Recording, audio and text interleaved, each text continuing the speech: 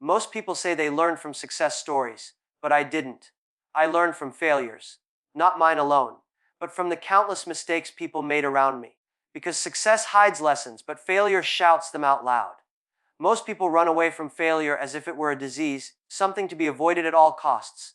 They fear embarrassment, rejection, or the judgment that follows when things don't go as planned. But what they don't realize is that failure is one of life's greatest universities, a place where the tuition fee is pain, but the degree is wisdom. The truth is, I learned more by observing the mistakes of others than by reading any book. When someone failed, I didn't just see a person falling. I saw a lesson being written in front of me. But the problem is, most people close their eyes during those moments. They don't want to see what failure looks like because it's uncomfortable, it's ugly, and it hurts their pride. Yet that is exactly where the truth hides, inside the discomfort everyone runs from. I've seen people make brilliant plans that looked perfect on paper. They had ideas that could change their lives, startups, relationships, careers, all with strong beginnings. But soon, things started to collapse, not because they weren't capable, but because they didn't prepare for reality. They focused so much on how success should feel that they ignored how failure could look. I began to notice a pattern: people plan for smooth roads, not for storms. And when the storm comes, they blame luck, timing, or even fate. Watching this again and again taught me something very clear. Success is not built on how well you perform when things go right. It's built on how wisely you react when everything goes wrong. Failure doesn't destroy people. Their reaction to it does. When I was younger, I used to think that successful people were simply smarter. But as I grew, I realized that intelligence wasn't what separated them from the rest. It was their relationship with failure. The successful ones didn't run from their mistakes. They studied them like detectives. Every failed deal, every rejection, every wrong turn became a page in their manual of experience. I remember talking to a man who built a thriving company after failing twice. When I asked how he found the courage to try again, he laughed and said, "Because I already paid the price of those lessons. Why waste them?" That single sentence changed how I saw failure forever. We all pay a price for our mistakes, but only a few collect the value of what they paid for. Most people just walk away angry at life, when life was simply trying to teach them something important. I noticed that people rarely analyze their failures. They'll spend hours celebrating success, but barely minutes understanding defeat. When something goes wrong, they say, "It wasn't meant to be," and move on. But that's not growth. That's avoidance. Every mistake is a message, a signal that something was missing, something was overlooked. I once watched a friend fail a job interview, not because he wasn't qualified, but because he didn't listen carefully to the interviewer's questions. He was too focused on giving perfect answers that he missed the meaning behind the questions. Afterward, he blamed the company for being biased. I told him, "You didn't fail because they rejected you. You failed because you didn't learn what they were testing for." 2 months later, he learned to listen more, applied again, and got hired. The difference wasn't luck, it was learning. Failure also reveals something success hides: your real character. When you win, everyone claps and you feel confident. But when you fail, your ego cracks and your patience is tested. That's when you discover who you really are. I've seen people who appeared strong completely crumble after one rejection, and I've seen quiet, ordinary individuals rise with even more determination after being told no 100 times. Failure strips away comfort and exposes truth. It tells you whether you were chasing passion or applause. It tells you whether you were ready to grow or just pretending to. That's why I say failure isn't the enemy. It's the mirror. It shows you everything you need to fix, everything you need to become. What's tragic is that most people never revisit their failures. They treat them like old wounds that must be forgotten, not revisited. But healing doesn't happen through forgetting, it happens through understanding. Every failed relationship, every rejected application, every lost opportunity carries a hidden lesson, if you have the courage to look for it. When I began to study not only my own mistakes but also those of others, I noticed something magical. The world became predictable. I started to recognize early warning signs: bad decisions, poor timing, emotional choices, because I had already seen where they lead. It's like learning to read the map of failure, so you can avoid falling into the same holes others did. And that's the beauty of learning from people's mistakes. You don't have to experience every disaster yourself to grow wiser. So, yes, failure hurts. It's uncomfortable, embarrassing, and sometimes humiliating. But it is also fair. It gives equal opportunity to everyone to learn, to grow, to restart. The only question is whether you choose to listen to it or ignore it. The people who ignore it will always see life as unfair. The ones who study it will see life as a teacher. And the day you start paying attention to failure, not as punishment, but as education, that's the day your growth truly begins.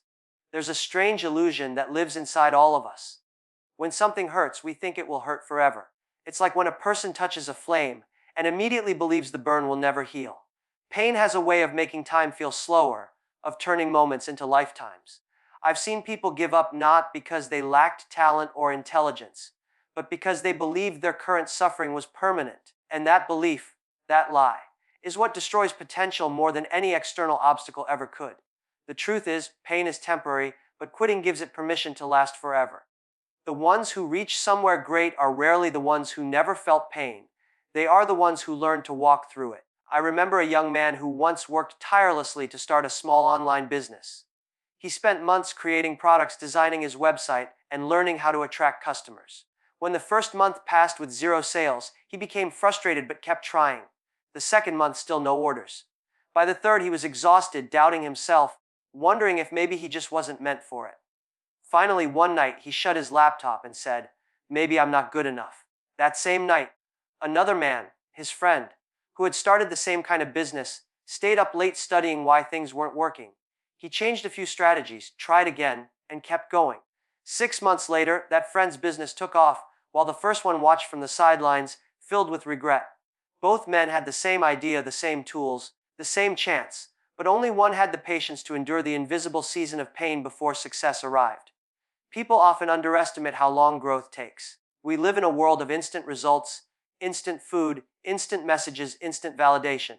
So, when dreams don't deliver instantly, people start to doubt their worth instead of their timing. I've met countless individuals who were this close to breaking through, but couldn't handle the silence before the applause. They mistook the waiting period for failure. But what they didn't know is that growth is like planting a seed. For a long time, nothing happens above the ground. You water it, you protect it, and still you see nothing. But beneath the soil, roots are spreading, strengthening, preparing to rise. If you stop watering because you see no results, you don't just stop progress, you kill it. I've learned that patience isn't just waiting, it's trusting that what you can't see is still growing. Pain makes people forget how far they've already come. When challenges stack up, most minds shift their focus from progress to problems. They forget the battles they've already survived, the small victories that brought them to this point. I once met a woman who wanted to quit her studies because she failed one exam. She said she wasn't cut out for education. When I asked how many exams she had passed before that, she said, 22. Imagine that, 22 wins erased by 1 loss. That's what pain does, it makes us blind to evidence of our own strength. If only we paused and looked back, we'd realize that we've already overcome worse things before. Pain only feels permanent when you stop remembering your resilience. Another reason people give up early is that they confuse fatigue with failure. When you're tired, your mind whispers lies. It tells you that maybe you're not good enough. Maybe you're wasting your time. Maybe others were simply luckier. I've seen people abandon their dreams not because they truly wanted to quit, but because they didn't rest. They pushed themselves until exhaustion replaced clarity. One thing I've learned from watching others is that resting is not quitting. Even nature understands this. After every storm, there is stillness. After every night, a sunrise. You can pause without surrendering. You can breathe without breaking. The mistake most people make is assuming that slowing down means they're falling behind, when in truth, it's the only way to gather enough strength to continue. There's also this deep human fear of looking foolish.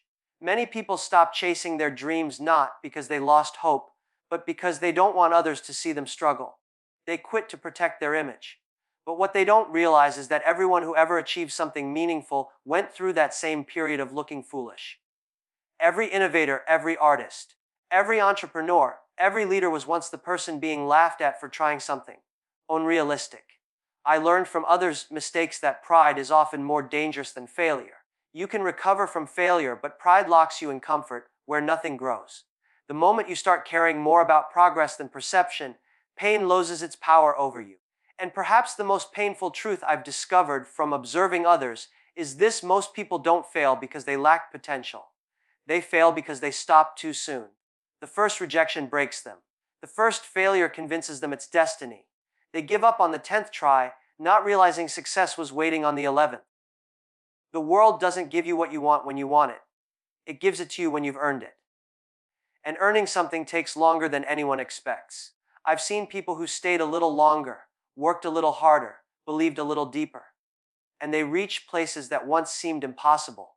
What separated them from those who quit wasn't talent, it wasn't education, it wasn't luck. It was simply endurance, the willingness to face pain without assuming it would last forever. Pain is not permanent, but quitting makes it so. Every struggle, every disappointment, every sleepless night, they are temporary guests, not permanent residents. The secret is not to escape them, but to outlast them. Because if you can hold on just long enough to let pain pass, you'll see that the very thing that once tried to break you was, in fact, shaping you. And that's the quiet truth hidden inside every great success story.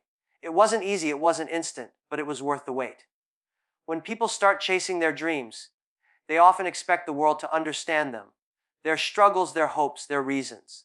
They want others to believe in them, to support them, to recognize the fire they carry inside, but that rarely happens. The world doesn't immediately applaud effort, it waits for results. It doesn't always understand passion, it understands proof. This is something I learned the hard way, not just from my own journey, but from watching countless others give up too soon because they felt unseen, unheard, or misunderstood. But the truth is, the world doesn't owe us understanding. What it rewards instead is something far quieter, far less glamorous: consistency. I once watched a young man start a small cafe in his town. He poured his savings, his time, and his energy into that little space. For months, barely anyone came. His friends told him it was a mistake. His family told him to get a real job. Every day, as I passed by his shop, I saw him sitting there with an empty expression, waiting for customers who never came. But he didn't close the door. He kept showing up, early morning to late night, rearranging the chairs, improving the menu, smiling at whoever walked in. 1 year later, something shifted. A local newspaper wrote a short article about his cafe. The next week, people started visiting. Within 2 years, that same man opened 3 branches. And when I asked him what kept him going, he said, "Nobody understood me when I started. But I realized if I stop showing up, I'll prove them right." That sentence stayed with me. The world didn't have to understand him. His consistency made it respect him. I've learned that people often confuse being understood with being valued. They think if others don't get their dream, then it must not be worth pursuing. But understanding is not validation. The world doesn't need to understand why you do what you do. It only needs to see what happens when you don't give up. Every great person I've observed started in silence. They faced laughter, rejection, even pity. But they didn't waste time convincing others. They used that time to create, to improve, to become better. Because here's the truth: energy spent defending your dream is energy stolen from building it. The people who rise are the ones who use misunderstanding as motivation, not as a reason to stop. Consistency is what turns confusion into clarity. When people don't understand you, they watch. They wait. They test your patience. They want to see if your passion is real or just a passing phase. At first, they call you crazy. Then, when you keep going, they call you obsessed. But if you keep going long enough, they start calling you successful. The transformation doesn't happen because they suddenly understood you. It happens because your results spoke louder than your explanations. That's what I mean when I say the world rewards consistency. It doesn't clap for potential, it claps for persistence. You don't earn respect by asking for it. You earn it by proving that no amount of silence, rejection, or doubt can make you disappear. But staying consistent isn't easy when no one believes in you. I've seen many people crumble under the weight of misunderstanding. They start something meaningful, a new business, a creative project, a personal transformation, and when people question or criticize them, they lose confidence. They start explaining themselves too much, defending every decision, justifying every move. Slowly, their focus shifts from doing the work to proving their worth.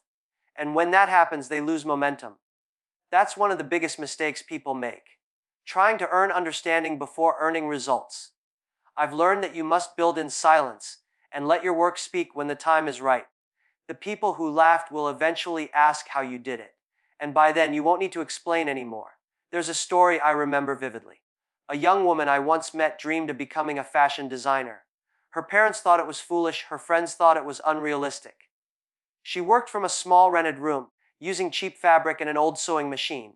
Every design she posted online got ignored for months. But she kept posting, she kept improving. She studied the comments that criticized her, not to feel hurt, but to learn. 2 years later, one of her designs went viral. A major fashion brand noticed her, and today she runs her own label. When people finally praised her, she smiled and said, "Where were you when I was sewing in silence?" The truth is, nobody was there. And that's how most success stories begin: in loneliness, in misunderstanding, in silence. But the consistent ones make it out. Consistency doesn't mean doing the same thing forever. It means showing up with purpose, even when things don't go your way. It means waking up every morning and choosing your dream again and again, even when you don't feel like it. People who rely on motivation fail because motivation fades. The ones who win rely on discipline because discipline stays even when motivation dies. I've seen countless talented people give up, while less talented but more consistent ones quietly rise. That's when I realized consistency beats brilliance when brilliance quits too early. You don't need to be the best. You just need to outlast those who stop trying. The world may never understand your reasons, but it always understands your results. So stop waiting for people to get you. They might never understand your sacrifices, your sleepless nights, your pain. And that's okay. You're not doing it for their understanding. You're doing it for your vision. Every great builder, artist, leader, or thinker was misunderstood at first, but they kept going brick by brick, step by step, day after day. And when they finally made it, the same people who once questioned them started calling them inspiring. That's the reward of consistency. The world may not owe you understanding, but if you keep showing up long enough, it will have no choice but to respect what you've become. When we are young, we are taught to speak, to express ourselves, to defend our ideas, to make our voice heard. But no one really teaches us how to listen. We grow up believing that the loudest voice is the strongest one, that leadership means always having something to say. Yet, as I watch people rise and fall, I learned something profoundly different. The most successful, the most respected, and the most influential people I've met were not always the ones who spoke the most. They were the ones who listened the best. Listening, I realized, is a quiet superpower that very few people ever master. I once worked alongside a man who was extremely intelligent and confident. In every meeting, he spoke first, he spoke loudest, and he rarely let anyone finish their sentence. He wanted to be seen as the smartest in the room. At first, people admired him. But over time, I noticed something. His team stopped contributing ideas. They stopped challenging him. They stopped caring. Because every time they tried to speak, he cut them off. Eventually, his projects began to fail. Not because he wasn't talented, but because he built walls where he should have built bridges. A new leader came in later, quiet, calm, observant. She listened before she spoke. Within months, the same team started producing incredible results. The difference wasn't in their skill, it was in their environment. Listening made them feel valued, and value made them perform better. That was the day I understood that leadership isn't about being heard. It's about hearing others. Listening has a way of teaching you things that no book, no mentor, no training can. When you truly listen, not to reply, not to argue, but to understand, people show you their truth. I've met people who missed life-changing opportunities simply because they were too busy proving their point. I've seen entrepreneurs reject brilliant feedback because they thought they already knew everything. And I've seen relationships, both personal and professional, collapse because no one wanted to listen first. What many don't realize is that listening isn't weakness, it's wisdom. When you listen, you gain knowledge from experiences that aren't your own. You multiply your perspective without making the same mistakes. You grow without falling as hard. The loud learn slower than the quiet. Listening also reveals character. I've observed that people who listen tend to be more empathetic, more patient, and more adaptable. When you listen, you learn to see through someone else's eyes. And that's how you build connection, trust, and influence. I once met a CEO who told me his secret: I never interrupt anyone who brings me a problem, because in their words, I find the real problem I need to fix. That stayed with me. Sometimes what people say is not what they mean, and what they mean is not what they say. If you rush to respond, you miss the meaning behind their words. But if you stay quiet long enough, they'll tell you everything you need to know. Listening gives you that clarity, the kind that people who always talk will never have. There's a common mistake people make. They think talking makes them look confident. But real confidence doesn't need to announce itself. Real confidence is when you're secure enough to listen without feeling small. I've watched young employees in meetings stay silent, not because they had nothing to say, but because they wanted to absorb everything first. And later, those same people outperformed the ones who dominated every conversation. Why? Because they learned before they acted. Talking shows what you know, but listening shows what you can know. It opens doors to understanding, innovation, and growth that pride would otherwise keep closed. The more you talk, the less you learn. The more you listen, the wiser you become. Listening doesn't mean agreeing with everything. It means respecting that there might be something valuable in what others are trying to say, even if it challenges your beliefs. I've learned some of my most important lessons from people I disagreed with. They forced me to think differently, to question my assumptions, to grow beyond my comfort zone. I've seen people who fail repeatedly because they only listen to those who agree with them. They surround themselves with echoes instead of voices. But progress doesn't come from agreement. It comes from perspective. And you can only gain perspective if you're willing to listen without defending yourself. Listening also strengthens relationships in a way that words can't. When someone feels heard, they open up, they trust, they collaborate. I once met a teacher who told me, "Students don't remember what you said. They remember how you made them feel." That's the power of listening. When you give someone your full attention, without glancing at your phone, without waiting for your turn to talk, you give them something rare: respect. And respect is what builds loyalty, both in people and in life. The leaders who listen are the ones people follow willingly. The friends who listen are the ones people confide in. The partners who listen are the ones who build lasting bonds. What makes listening so powerful is that it humbles you. It reminds you that no matter how much you know, there's always something more to learn. I've seen people at the top of their fields lose everything because they stopped listening. They stopped taking advice, stopped paying attention to the small signals around them. They became deaf to feedback, and slowly they became blind to their own decline. The world changes, people change, and only those who keep listening keep growing. Silence, I've realized, isn't empty. It's full of answers waiting to be heard. So, I learned that speaking might help you be noticed, but listening helps you understand. Speaking wins arguments, listening wins hearts. People will forget what you said, but they will never forget how attentively you listened. Every great leader, every successful creator, every wise thinker, they all share one quiet skill: the patience to hear before they act. Because in a world where everyone is shouting to be heard, the ones who listen stand out the most. In today's world, everyone wants a shortcut to success. People search for the secrets, the morning routines of billionaires, the habits of millionaires, the mindset of winners. They read books, attend seminars, follow influencers, and copy every visible move of successful people. But what they forget is that success is not built on what is visible. It's built on what happens in silence, the parts no one sees. You can copy someone's strategies, but you can't copy their sleepless nights. You can imitate their methods, but you can't imitate their hunger. Because persistence, that inner fire to keep going when everything says stop, is not something you can borrow or mimic. It's something you must grow inside yourself. I once met two friends who started their businesses together. They were inspired by a famous entrepreneur, followed his every step, his habits, his marketing style, his way of speaking. They even opened similar shops in the same city. For the first few months, both were equally motivated.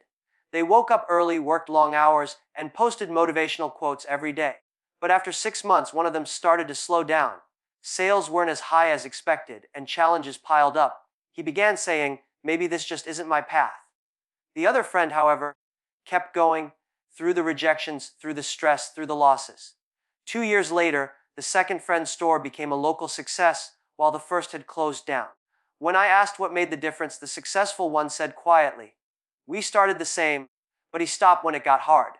That one sentence taught me more about persistence than any book could. The problem with copying success is that you only see the results, not the process. You see the trophies, not the training. You see the product, not the pain. People often say, "If I just do what they did, I'll succeed too." But they forget that persistence isn't a set of steps. It's a mindset built through struggle. It's waking up when no one's watching. It's failing repeatedly and still showing up the next day. It's believing in your path even when others laugh. I've seen people try to copy successful models, but the moment they face real hardship, they give up. Why? Because they were following a formula, not building resilience. Success isn't about imitation, it's about endurance. You can't copy how long someone was willing to suffer for their dream. I once watched an interview with a man who built a global company after years of rejection. The interviewer asked him, "What was your secret?" He smiled and said, "Persistence. That's it." The interviewer pressed again, expecting a more technical answer: marketing, networking, timing. But the man shook his head. "No, I just didn't stop." That simplicity is what most people overlook. We love complicated answers because they sound impressive. But the truth is usually simple and difficult.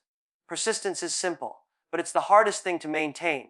It's the difference between talent and triumph. The world is full of talented people who gave up too early, and average people who simply refuse to quit. Persistence can't be taught, it has to be chosen. Over and over again.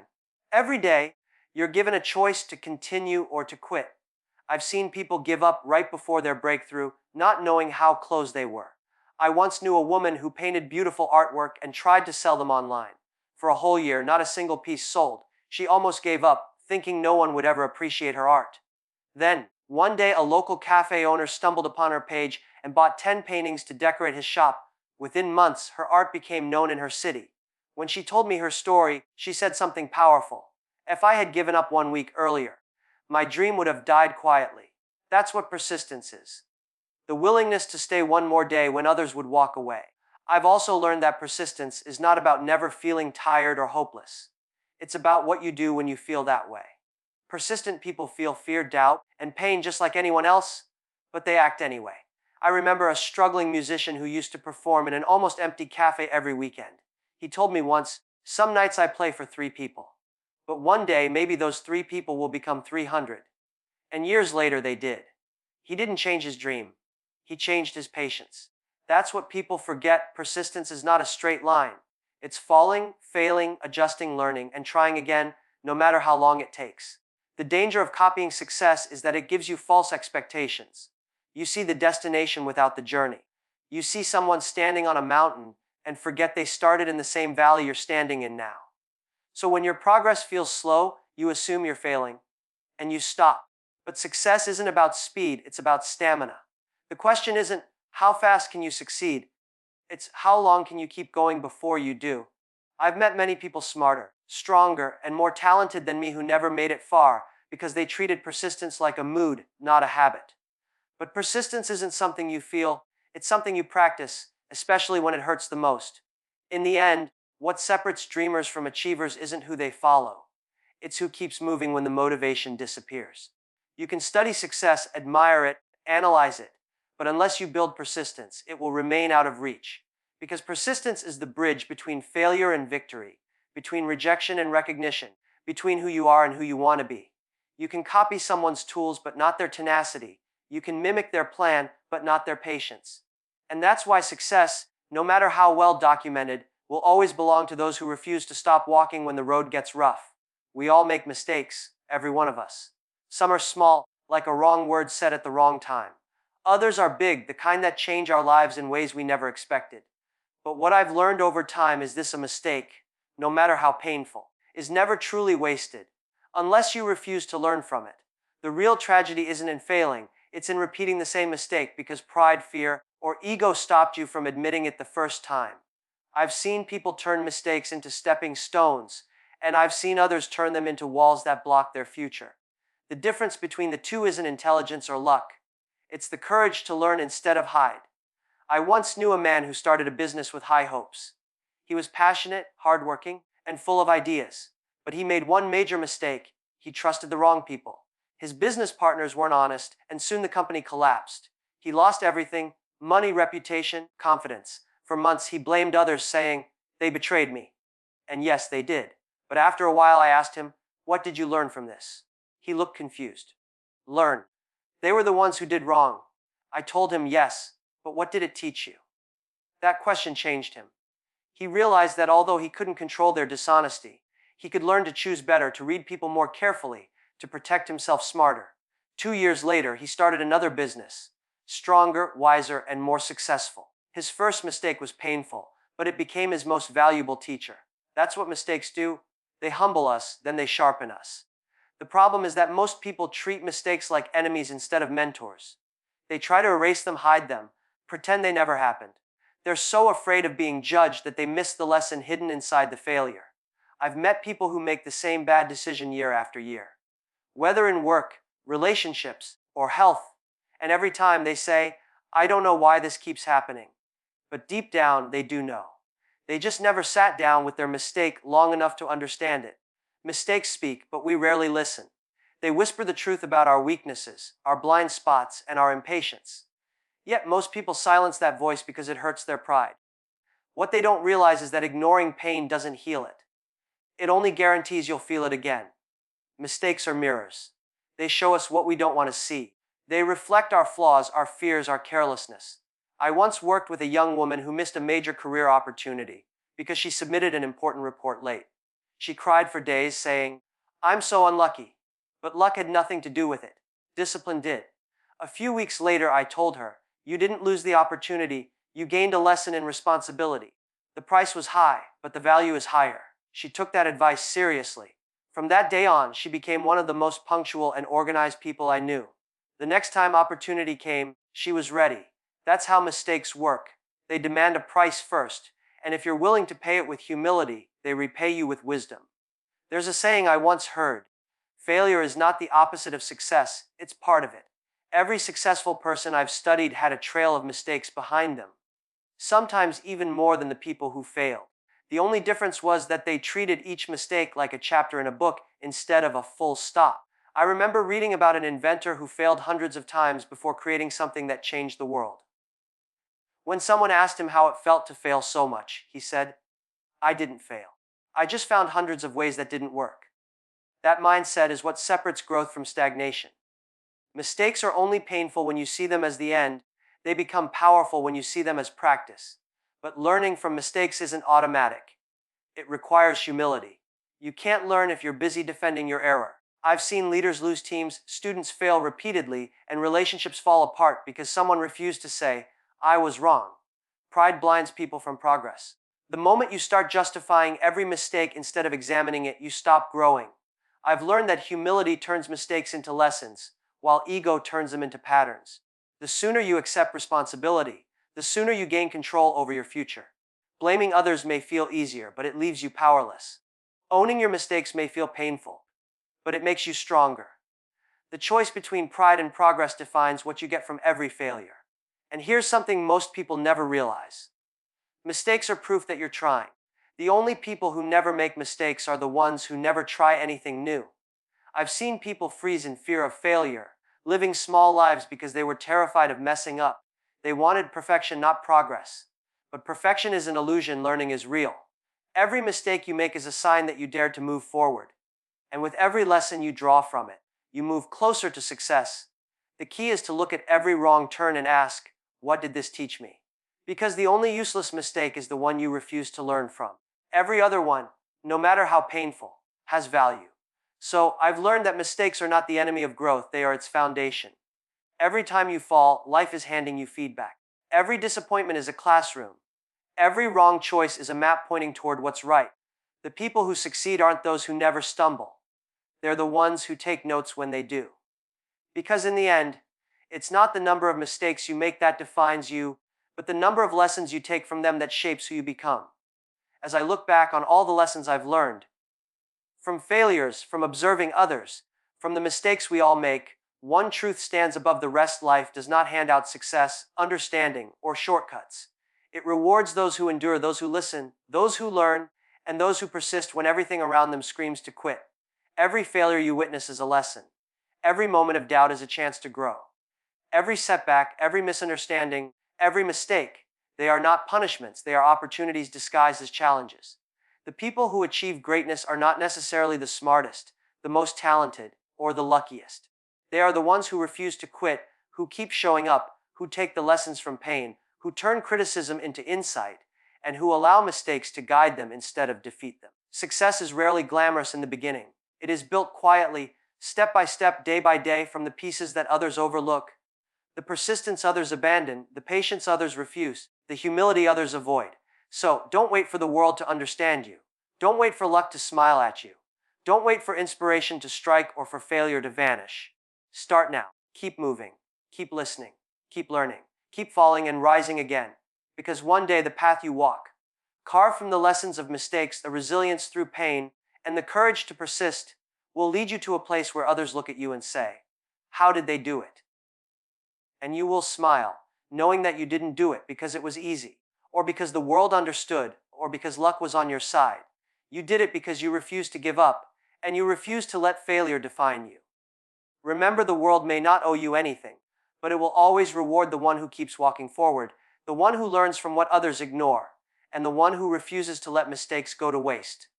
That is how success is truly earned. That is how lives are transformed. That is how greatness is built.